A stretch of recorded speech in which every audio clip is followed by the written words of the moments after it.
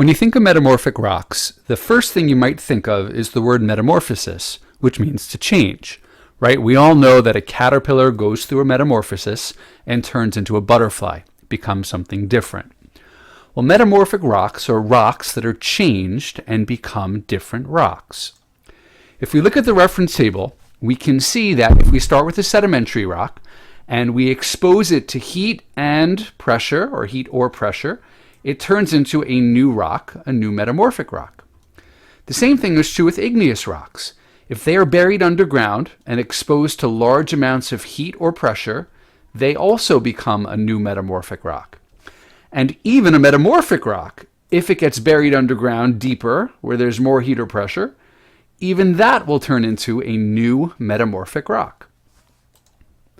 So metamorphic rocks are formed when existing rocks are changed by great amounts of heat or pressure. And it's important to understand that any kind of rock can become metamorphic. So sedimentary, igneous, or metamorphic, they can all change into a new metamorphic rock. There are two processes that would make a rock become a metamorphic rock. We'll go through both of those. The first process is called regional metamorphism. When we think of a region, like the Northeast region of the United States, we're talking about a large area. Regional metamorphism takes place over large areas where the rocks in those places are put under intense heat and pressure. This mainly happens at plate boundaries where two plates are converging or colliding, like in this top picture here. You can see that by the two arrows, the two plates are coming together, and when they collide, there's going to be a lot of pressure put on those rocks. Now you'll also notice that there are mountains there, because when plates collide, it often creates mountains. So mountain ranges are areas where we expect to see regional metamorphism. Let's take a look at a video that's going to show the process of two plates converging.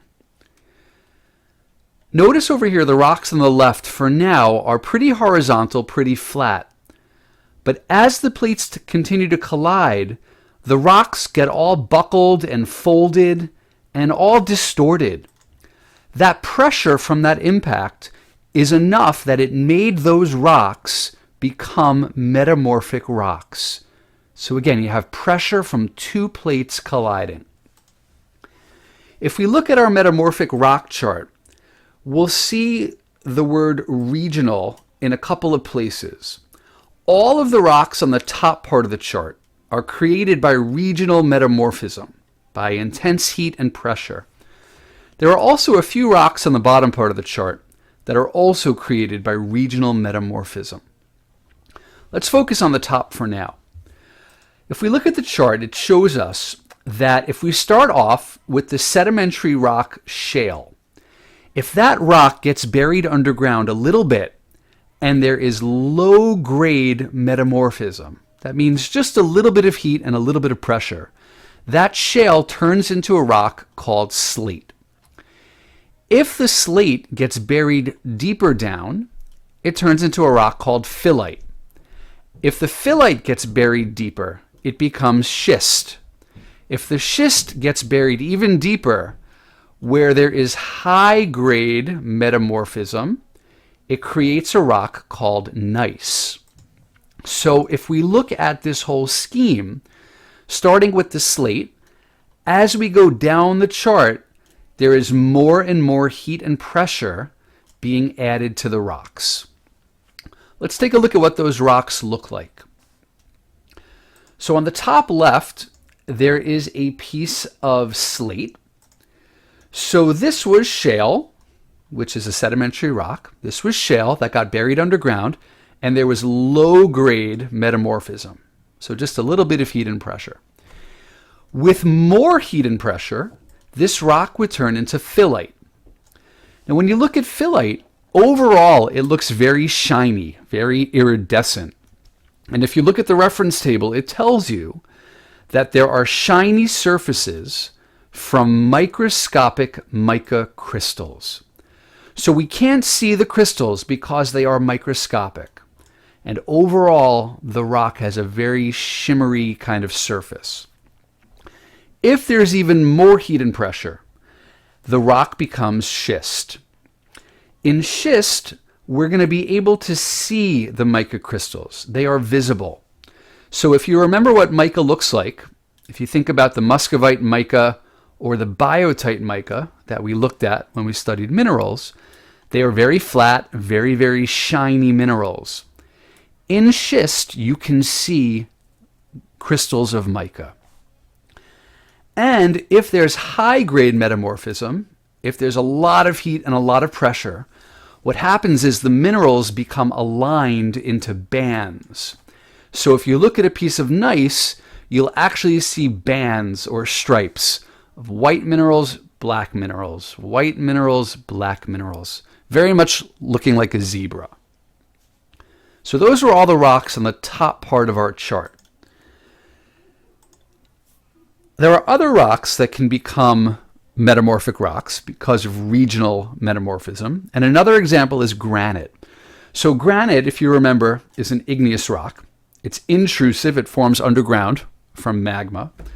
And we can see in here we have all these crystals that are scattered all over the place. If a rock like granite is put under a lot of heat and pressure, it becomes gneiss.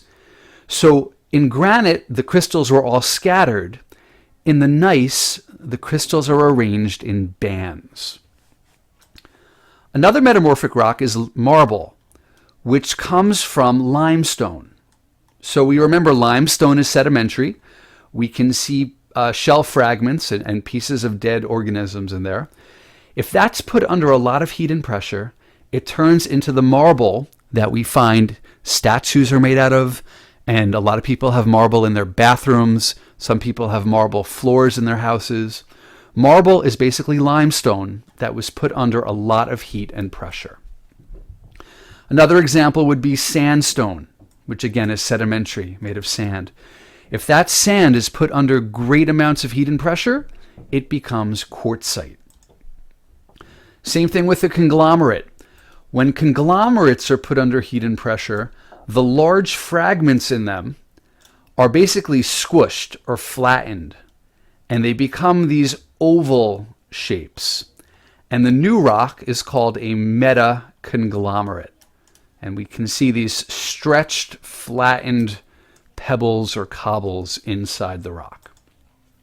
So again, the rocks we looked at slate, phyllite, schist, we looked at gneiss, and we just saw quartzite, marble, and metaconglomerate. So those rocks are all created by regional metamorphism. Now the other process that can create metamorphic rocks is called contact metamorphism.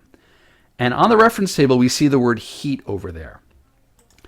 Contact metamorphism happens when molten rock, so we're talking about magma or lava, when molten rock comes in contact with other rocks. The heat from the molten rock changes the rock, and it makes the minerals change. It's important to remember with contact metamorphism that even though there's magma or lava, and even though there's heat, melting does not occur. Because if the rock melts, then it would solidify and become an igneous rock. So for metamorphic rocks, we cannot have melting. Okay? So we have a lot of heat, but no melting. So this diagram shows a few places where this process could be happening. So we have two plates colliding. We have an oceanic plate colliding with a continental plate. And the oceanic plate is subducting. It's getting pushed down.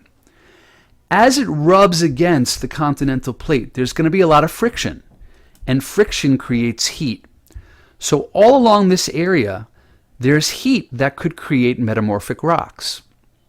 When the plate gets pushed down really far, it starts to melt into magma. So all along this magma, there are going to be zones of contact metamorphism. Okay? And when the magma starts rising, all around the rising magma, we're going to see contact metamorphism. It's caused by the heat. the heat from the magma. So all of these places, we're going to see contact metamorphism. Here's another diagram showing the same process. So we have this magma chamber underground, very hot magma, and in this pinkish area, they're showing contact metamorphism. So let's suppose that this gray layer here was limestone, okay, this whole layer.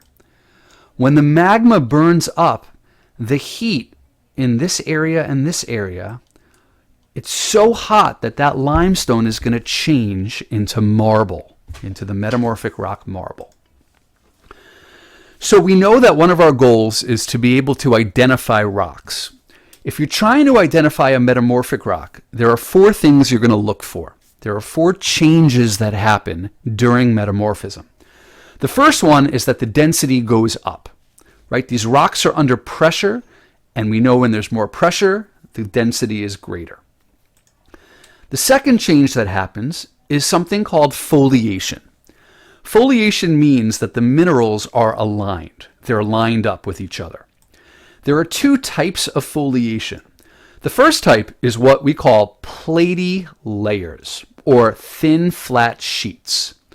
If you look at the slate in this picture, it basically looks like these plates or these flat sheets of slate that are piled on top of each other. So that's one kind of foliation. The minerals are aligned.